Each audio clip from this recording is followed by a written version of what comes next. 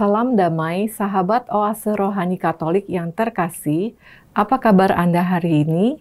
Semoga kita semua selalu dalam keadaan baik, penuh sukacita dalam pemeliharaan Tuhan.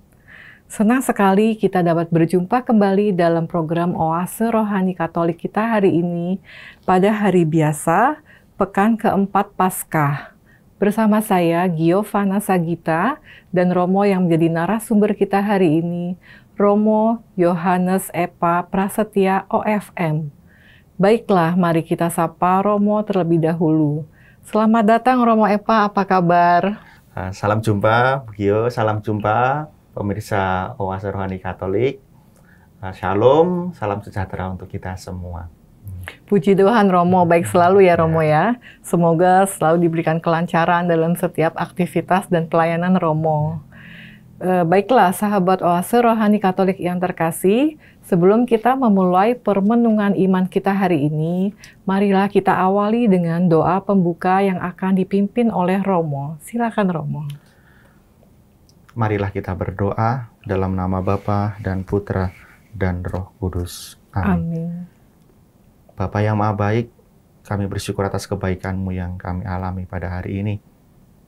Engkau memberikan Putra-Mu bagi kami yang menjadi manusia, yang mengalami apa yang kami alami, merasakan apa yang kami rasakan. Engkau menempatkan Putra-Mu di dunia untuk menyelamatkan kami. Kami bersyukur atas kehadiran Putra-Mu itu. Khususnya kami bersyukur ya Bapa atas ruang waktu yang dapat kami manfaatkan selama ini. Tempat tinggal, tempat berkarya, tempat untuk mewartakan kasih-Mu di setiap kunjungan atau tempat kami berjumpa dengan saudara-saudari kami. Semoga ya Bapa, tempat-tempat yang telah kami lalui, yang telah kami diami, kami tempati, menjadi tempat yang bermakna bagi kami, dan mampukan kami juga dapat mengunjungi tempat-tempat di mana kami dapat menjadi tempat, menjadi sarana, menjadi pribadi-pribadi yang dapat memaknai setiap peristiwa yang akan kami jalani, yang akan kami lalui. Semua ini kami mohonkan kepadamu dengan pengantaraan Kristus Tuhan kami. Amin. Dalam nama Bapa dan Putra dan Roh Kudus. Amin. Amin. Terima kasih Romo Epa sudah memimpin doa pembuka. Baiklah sahabat Oase Rohani Katolik yang terkasih, kita mulai Oase Rohani Katolik kita pada edisi hari ini. Pada hari biasa pekan keempat masa Paskah. Antifon pembuka. Tuhan, Engkau telah menebus kami dengan darah-Mu dari tiap suku, bahasa, rakyat, dan bangsa. Dan Engkau telah menjadikan kami raja dan imam bagi Allah Bapa. Haleluya. Bacaan pertama. Bacaan dari Kisah Para Rasul bab 13 ayat 26 sampai 33. Dalam perjalanannya, Paulus sampai di Antiokhia di Pisidia. Di rumah ibadat Yahudi, di sana Paulus berkata, "Hai saudara-saudaraku, baik yang termasuk keturunan Abraham maupun yang takut akan Allah, kabar keselamatan sudah disampaikan kepada kita. Sebab penduduk Yerusalem dan pemimpin-pemimpinnya tidak mengakui Yesus. Dengan menjatuhkan hukuman mati atas Yesus, mereka menggenapi perkataan nabi-nabi yang dibacakan setiap hari Sabat. Dan meskipun mereka tidak menemukan sesuatu yang dapat menjadi alasan untuk hukuman mati, namun mereka telah meminta kepada Pilatus supaya Yesus dibunuh.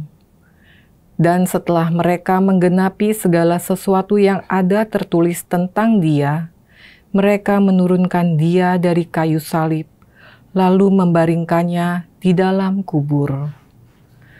Tetapi Allah membangkitkan Yesus dari antara orang mati, dan selama beberapa waktu Ia menampakkan diri kepada mereka yang mengikuti Dia dari Galilea ke Yerusalem. Mereka itulah yang sekarang menjadi saksinya bagi umat ini. Dan kami sekarang memberitakan kabar kesukaan kepada kamu, yaitu bahwa janji yang diberikan kepada nenek moyang kita telah digenapi Allah kepada kita, keturunan mereka, dengan membangkitkan Yesus, seperti yang ada tertulis dalam Mazmur kedua. Anakkulah engkau, pada hari ini engkau telah kuperanakkan. Demikianlah sabda Tuhan. Syukur kepada Allah. Mari kita tanggapi bacaan pertama dengan Mazmur tanggapan. Anakkulah engkau, pada hari ini engkau telah kuperanakkan. Anakkulah engkau, pada hari ini engkau telah kuperanakkan. Akulah yang telah melantik Rajaku di Sion, gunungku yang kudus. Aku mau menceritakan tentang ketetapan Tuhan. Ia berkata kepadaku, Anakkulah engkau, pada hari ini engkau telah kuperanakkan. Anakkulah engkau, pada hari ini engkau telah kuperanakkan. Mintalah kepadaku, maka bangsa-bangsa akan kuberikan kepadamu menjadi milik pusakamu, dan ujung bumi menjadi kepunyaanmu. Engkau akan meremukkan mereka dengan gada besi dan memecahkan mereka seperti tembikar tukang periuk. Anakkulah engkau, pada hari ini engkau telah kuperanakkan. Oleh sebab itu, hai raja-raja, bertindaklah bijaksana, terimalah pengajaran, hai para hakim dunia. Beribadahlah kepada Tuhan dengan takwa, dan ciumlah kakinya dengan gemetar. Anakkulah engkau, pada hari ini engkau telah kuberanakkan. Setelah kita mendengarkan bacaan pertama, mari kita sekarang siapkan hati kita untuk mendengarkan bacaan Injil yang akan diawali oleh bait pengantar Injil. Haleluya, Haleluya. Akulah jalan kebenaran dan hidup. Tidak seorang pun dapat datang kepada Bapa kalau tidak melalui aku. Haleluya. Tuhan bersamamu Dan bersama rohmu. Inilah Injil suci menurut Yohanes. Dimuliakanlah Tuhan. Injil Yohanes bab 14 ayat 1 sampai 6. Dalam amanat perpisahannya, Yesus berkata kepada murid-muridnya, "Janganlah gelisah hatimu, percayalah kepada Allah, percayalah juga kepadaku. Di rumah Bapa-Ku banyak tempat tinggal.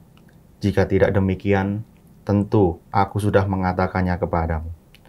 Sebab aku pergi ke sana untuk menyediakan tempat bagimu. Dan apabila aku telah pergi ke situ dan telah menyediakannya tempat bagimu, aku akan datang kembali dan membawa kamu ke tempatku, supaya di tempat aku berada, kamu pun berada. Dan kemana aku pergi, kamu tahu jalan ke sana." Kata Thomas kepadanya, "Tuhan, kami tidak tahu kemana engkau pergi. Jadi bagaimana kami tahu jalan ke sana?" Kata Yesus kepadanya, "Akulah jalan, kebenaran, dan hidup. Tidak seorang pun dapat datang kepada Bapa kalau tidak melalui aku." Demikianlah sabda Tuhan. Terpujilah Kristus. Baik, Romo Epa dan juga sahabat Oase Rohani Katolik yang terkasih, kita sudah mendengarkan bacaan liturgi kita hari ini. Nah, kira-kira Romo, inspirasi iman apa yang dapat kita pelajari dari bacaan liturgi kita hari ini? Ya, saya mulai dari homili ya. Istilah homili itu sebenarnya bukan sekedar renungan, tapi homili itu pertama-tama adalah komentar atas bacaan, baik bacaan pertama maupun bacaan Injil. Jadi saya mau komentar dulu pertama bahwa bacaan ini sering sekali saya temukan ketika saya melayani misa requiem ataupun misa triakatan atau misa arwah. Misa arwah, Romo. Ya, jadi ini sering kali ditemukan ketika saya melayani atau kalau kita mengunjungi misa requiem atau misa arwah. Dan yang saya temukan adalah pertanyaan Thomas yang kemudian ditanggapi oleh Yesus. Kenapa ini sering digunakan dalam upacara ataupun saat misa arwah, yaitu akulah jalan, kebenaran, dan hidup. Dan ingin menegaskan bahwa saudara kita yang sudah berpulang, saudara kita yang sudah meninggal, yang sudah kembali ke pangkuan Bapa, itu memang kita imani dan kita yakini telah mengikuti sang jalan kebenaran dan hidup, yaitu Yesus. Namun kali ini kita tidak membahas seperti itu, karena mungkin akan sering kali kita temukan waktu kita mengunjungi ataupun sedang layat atau sedang bersama-sama dengan saudara-saudara yang lain saat merayakan misa requiem. Tapi kali ini saya ingin berbicara mengenai yang banyak sekali dikutip oleh Yohanes, yaitu tentang tempat. Tentang tempat ya, Romo. Tentang tempat. Jadi tempat itu salah satu hal yang penting, bahkan yang kita butuhkan. Karena salah satu kebutuhan pokok manusia itu adalah papan.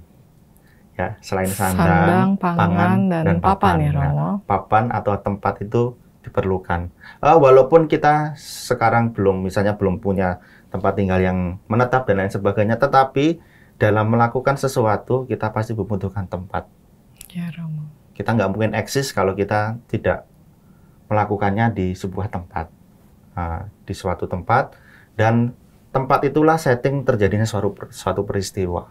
Nah, entah peristiwa yang menyedihkan, yang mengharukan, yang menyenangkan, nah pasti kita membutuhkan tempat. Dan tempat inilah yang menjadi kebutuhan dasar manusia. Nah, jadi ini saya sedikit komentar ya, bahwa kadang hidup beriman kita itu, kita beriman kepada Tuhan, ya, belajar kitab suci, belajar teologi dan lain sebagainya. Kadang saking ingin dekat dengan Tuhan, kita lupa kemanusiaan kita. Padahal itulah yang terpenting, bahwa semua itu harus didasarkan pada kemanusiaan. Iya, Romo. Karena kan kita manusia juga memiliki badan jasmani, selain roh dan jiwa juga ya, Romo. Nah, maka ya untuk itulah sabda firman itu menjadi manusia. Bahwa Allah bukan hanya memberikan firman-Nya kemudian menunjukkan kuasanya, tetapi bagaimana, ya nanti waktu sesi kedua kita akan lebih mendalami ini, bagaimana turun menjadi manusia dan mengalami dinamika sebagai manusia. Nah, jadi hidup beriman itu tidak bisa lepas dari kebutuhan dasar manusia, dan salah satunya adalah tempat. Nah, dalam bacaan pertama, kita bisa melihat Lukas dalam Kisah Para Rasul menyampaikan seperti ini. Dalam perjalanan. Nah, jalan itu pasti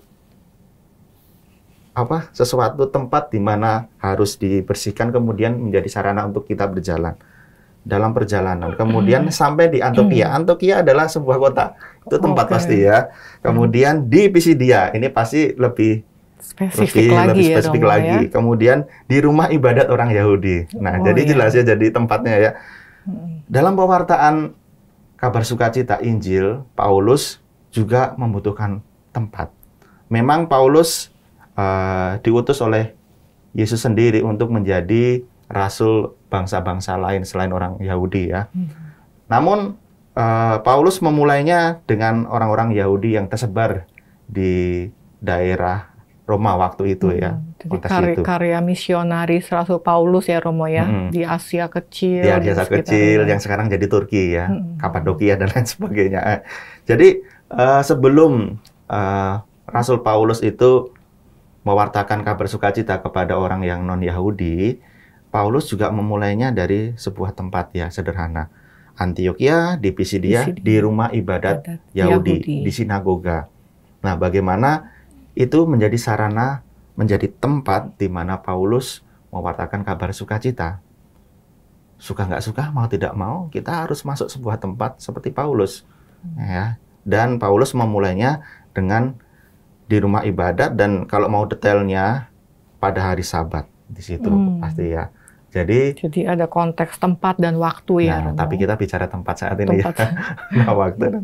Nah, lalu Paulus juga setelah selesai dengan misinya, Paulus akan ke tempat lain. Dan tempat yang bukan tempat Yahudi adalah biasanya Areopagus yang nanti bisa kita temukan juga di Kisah Para Rasul, ataupun tempat kuil-kuil, tempat penyembahan-penyembahan dewa-dewa orang Yunani waktu itu. Maka sekali lagi, tempat adalah sesuatu yang penting dalam hidup kita. Maka kembali ke bacaan Injil, perikop pada hari ini membahas tentang bagaimana tempat yang sudah disediakan Yesus untuk kita. Dengan Allah yang menjadi manusia seperti kita, Allah semakin, ya kita memang mengimani Allah Maha Kuasa. Tetapi bagi diri kita secara manusiawi, kehadiran Allah akan semakin nyata kalau Ia menjadi manusia.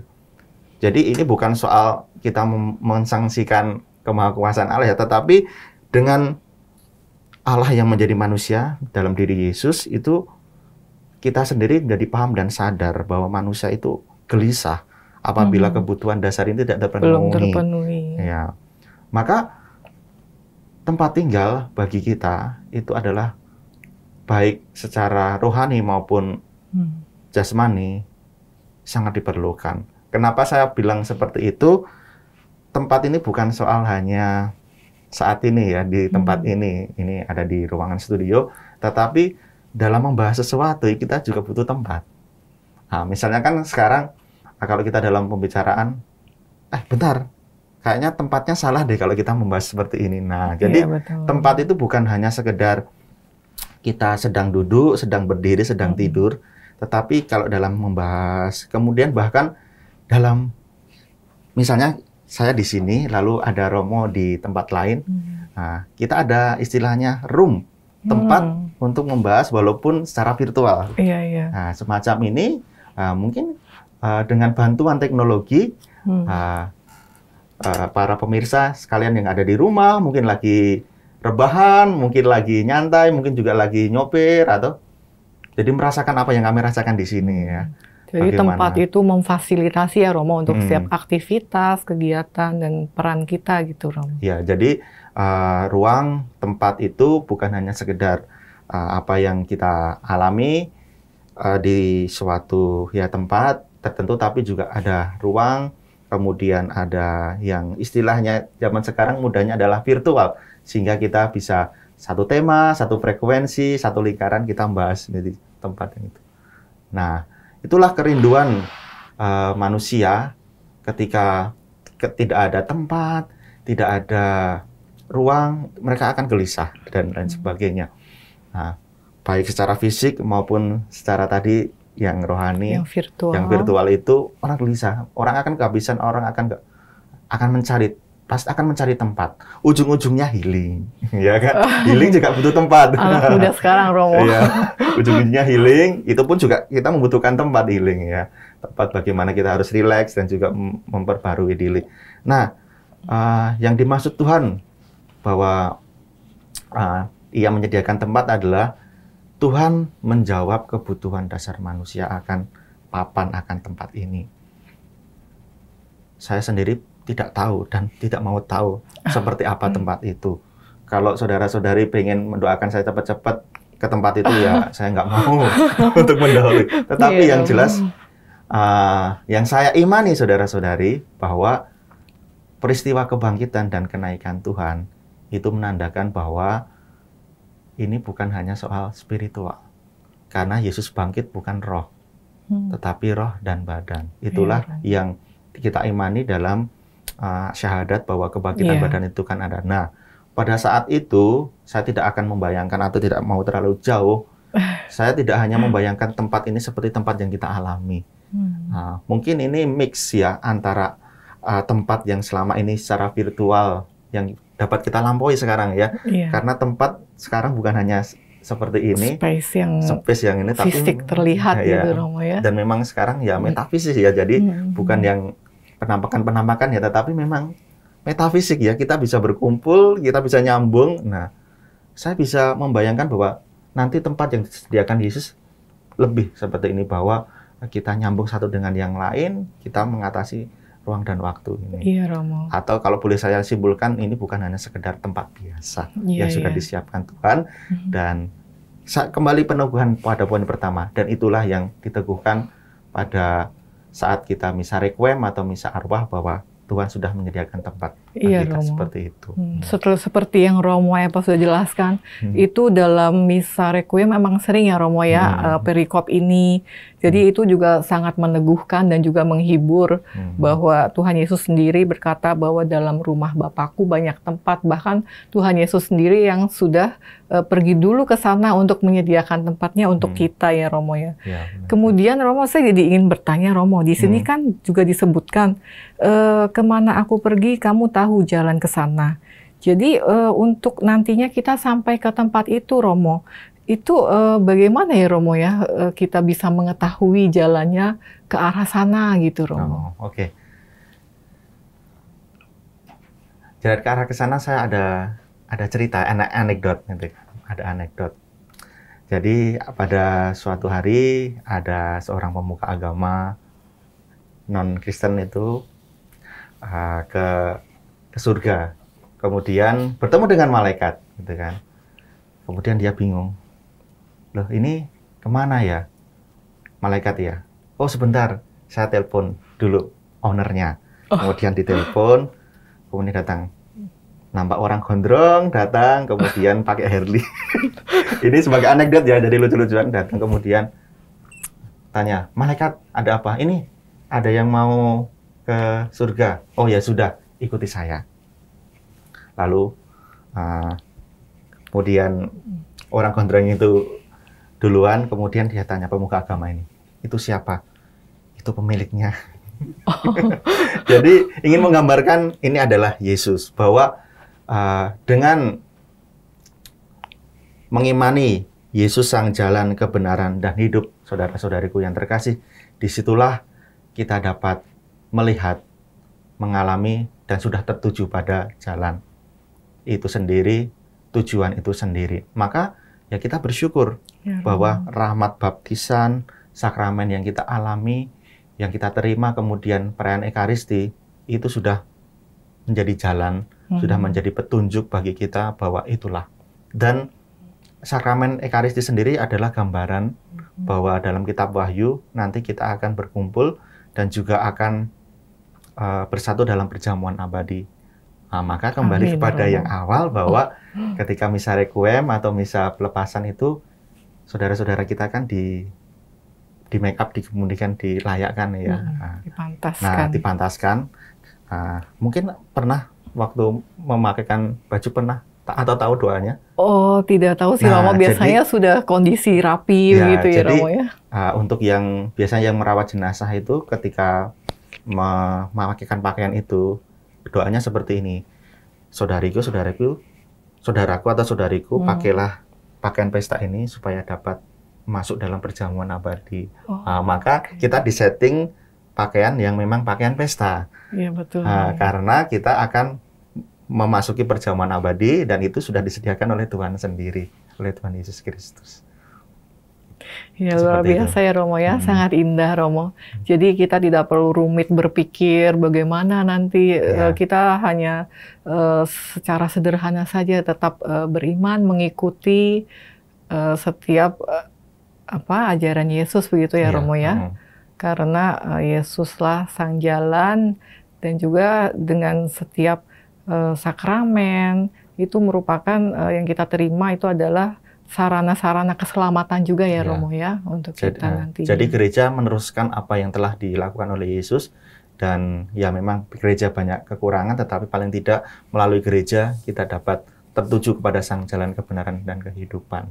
Baik. Ya, terima kasih Romo Epa untuk permenungan iman kita dari bacaan liturgi kita hari ini yang sudah diberikan untuk kami semua. Kemudian kita akan mengakhiri sesi pertama kita akan jeda sejenak untuk meresapkan kembali pesan dan pengajaran dari Tuhan yang sudah kita dengarkan. Kita akan jeda sejenak, tetaplah bersama kami.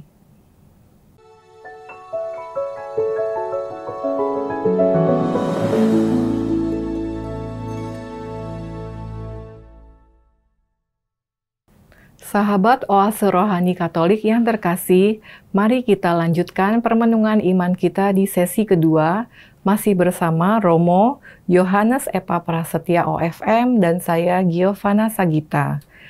Sebelum kita melanjutkan, kami ingin menyampaikan informasi bagi para sahabat yang ingin memberikan saran, masukan, ataupun sharing iman dapat dikirimkan melalui alamat email orkkaj2021@gmail.com ataupun melalui nomor WhatsApp 0881 0251 334 38.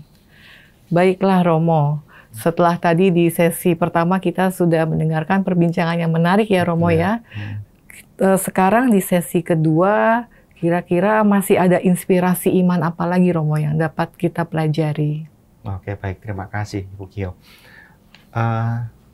Saudara-saudari, pemirsa yang terkasih, seringkali kita dalam diskusi ataupun dalam hidup bersama teman-teman itu, khususnya dalam hidup beriman dan juga hidup bersama dengan saudara-saudara dari non-Katolik, kita sering mendapatkan istilah-istilah, loh kenapa orang Katolik atau orang Kristen itu memenuhankan manusia dan lain sebagainya, apapun istilahnya ya.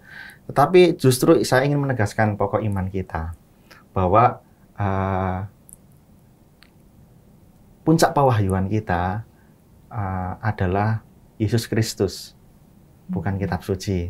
Kitab suci adalah bagaimana kita mengenal puncak wahyu itu melalui kitab suci, maka kita mendengarkan dalam bacaan pertama, maksudnya dalam perjanjian lama, perjanjian baru, itu semua dalam rangka mengenal sang puncak wahyu. Jadi puncak pewahyuan kita adalah sabda yang menjadi manusia, sabda yang menjadi daging. Maka seluruh dinamika menjadi manusia itu dialami oleh Tuhan. Saya bersyukur bahwa Tuhan menjadi manusia. 100% Allah, 100% manusia, Romo. Dan alasan saya bersyukur adalah manusia itu dinamis.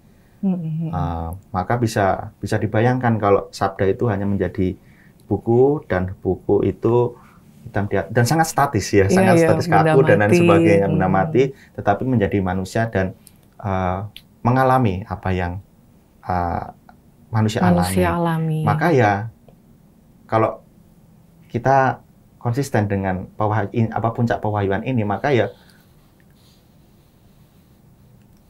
apa yang dialami manusia itu ya pastilah nanti akan menjadi bahan untuk mengguncangkan iman kita. Misalnya, Tuhan kok lemah, Tuhan kok disalib, gitu kan, Tuhan kok menderita, bahkan sampai dihina dan lain sebagainya. Ya memang, ya istilahnya tidak adalah manusia yang tidak dihina, gitu loh. Iya, Romo. Ya.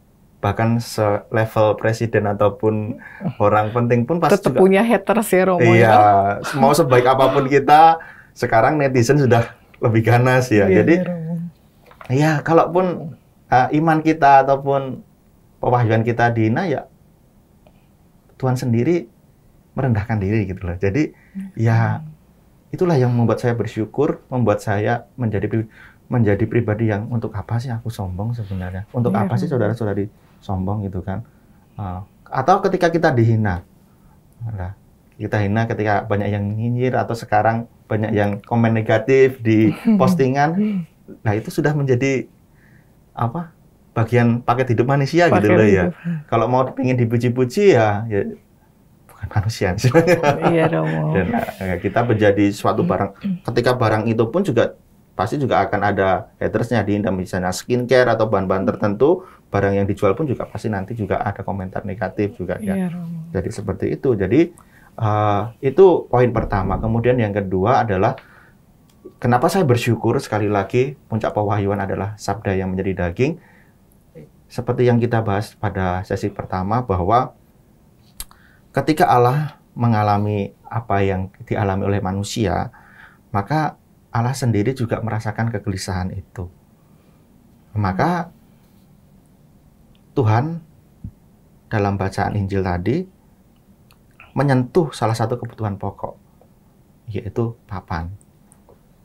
Di sisi lain, Tuhan juga membahas mengenai roti hidup. Bahkan sampai sekarang itu diteruskan oleh gereja Katolik, semua gereja sebenarnya, tetapi yang mengimani transubstansiasi adalah gereja Katolik, bahwa Tuhan pun juga memberikan kebutuhan pokok yang lain, yaitu makanan. Roti hidup, yaitu Ekaristi. Dalam Ekaristi ya. Jadi itu kebutuhan. Maka syukur saya kedua kepada Allah adalah yaitu kebutuhan-kebutuhan yang saya butuhkan, kemudian yang mungkin saya pergulatan sekarang, saya gelisah, itu dijawab oleh Tuhan. Tuhan bukan memberikan solusi, tetapi mengingatkan sebenarnya. Ini kebutuhanmu, ini kebutuhanmu. Termasuk pakaian.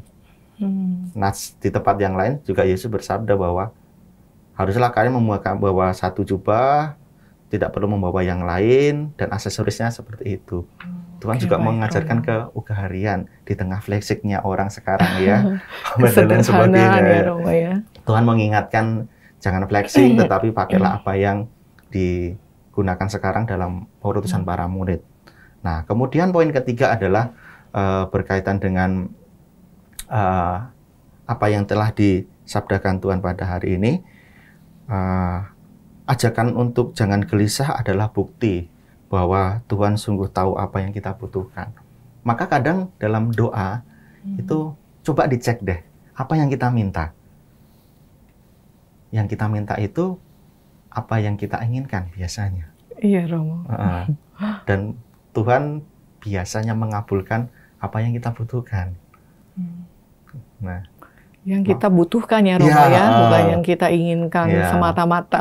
Ya, misalnya saya berdoa, Tuhan, belikanlah Lamborghini. Buat apa lo Lamborghini? Itu kan kamu pakai Avanza saja cukup gitu misalnya ya. Iya, Romo. Jadi selama ini dalam hidup doa khususnya, selama ini apakah mungkin ya, padahal doa Bapa kami pun juga memberikan penegasan, berikanlah kami rezeki cukup dan lain sebagainya. Nah, ini menandakan bahwa dalam berdoa, dalam meminta sesuatu, kita harusnya tahu diri bahwa apa sih yang aku butuhkan saat ini ya. Apa yang aku inginkan. Kadang kita cenderung untuk berdoa dan meminta apa yang aku inginkan. Nah, kalau ini semua dipenuhi ya gawat. Misalnya ya, Tuhan semoga hari ini hujan lebat. Oh, bagi tukang payung oke, tetapi bagi yang lain misalnya, atau misalnya Tuhan ingin supaya hari ini bannya bocor semua. Ini kan doa dari seorang tambal ban. Ya. Tapi orang yang mengalami bocor ban, aduh, ini meeting sebentar lagi ya. Kadang Tuhan tidak mengabulkan apa yang kita inginkan. Tetapi Tuhan akan mengabulkan apa yang kita butuhkan. Ya, menarik, Romo. Tapi kadang kita juga susah juga ya, Romo, ya, bagaimana melakukan pembedaan gitu. Kadang kan saling beririsan juga yang kita inginkan dan yang kita butuhkan gitu, Romo. Dalam doa sebaiknya bagaimana tuh, Romo, supaya kita bisa melakukan pembedaan, kita memohonnya itu yang sesuai kebutuhan kita gitu, Romo. Nah, disinilah letak dinamika apa yang menjadi kita inginkan dan apa yang menjadi kehendak Tuhan. Dan ini bukanlah sesuatu yang final. Misalnya, besok aku butuh ini, tapi tetap aja ada godaan. Aduh, ini ya, sepertinya ini ya yang kita butuhkan, sepertinya ini ya. Ya. Jadi jawaban Tuhan seperti ini biasanya ya. Jadi kita hanya bisa menganalisis jawaban Tuhan. Jawaban Tuhan pertama itu adalah oke, saya kabulkan. Itu jawaban Tuhan yang pertama, dan ini mudah kita terima. Kemudian yang kedua, tunggu. Tunggu, karena kita terbatas ruang dan waktu tadi ya. Tunggu, belum saatnya. Maka kita diminta bersabar. Maka selain kita mohonkan itu, kita juga mohonkan dalam doa kita kesabaran. Itu jawaban Tuhan yang kedua. Jawaban Tuhan yang ketiga adalah bukan itu, ini. Tuhan akan memberikan apa yang kita butuhkan. Maka kita mohon dalam doa, Tuhan siapkanlah apa yang memang Kau berikan kepada saya. Misalnya kita doa, Tuhan semoga aku mendapatkan jodoh yang seperti ini. Ternyata yang dapat ini dan ketemunya sebagainya. Lain ya, Tapi setelah seiring berjalannya waktu, oh ya Tuhan, untung saja kita. Nah, seperti itu. Nah, Romo, untuk yang tadi jawaban yang kedua dengan yang ketiga dari Tuhan itu apakah Tuhan menjawabnya lewat pertanda gitu, Romo? Lewat ini tergantung tanda-tanda atau kejadian ini gitu? tergantung kepekaan manusia juga. Ya, ada yang memang langsung peka, ada yang langsung pekok. maksudnya dalam segala ketidaktahuannya, dalam ketidaktahuannya akan hidup, kadang ya kurang peka. Jadi mungkin juga sebenarnya merasa tapi tetap berkeras hati bisa juga ya, Romo ya. Itu. Jadi tanda itu bisa berarti kehadiran seseorang, peristiwa, dan kadang juga hadir dalam alam bawah sadar, yaitu dalam mimpi, biasanya seperti itu. Oke. Ya baik, Romo. Menarik, Romo, pembahasannya tadi. Romo sudah sharingkan bahwa Tuhan Yesus dalam kemanusiaannya juga mengalami tantangan dan krisis, setiap kesulitan seperti yang kita hadapi ya, Romo ya. Namun tetap berpegang pada kehendak Bapa tentunya ya, Romo ya.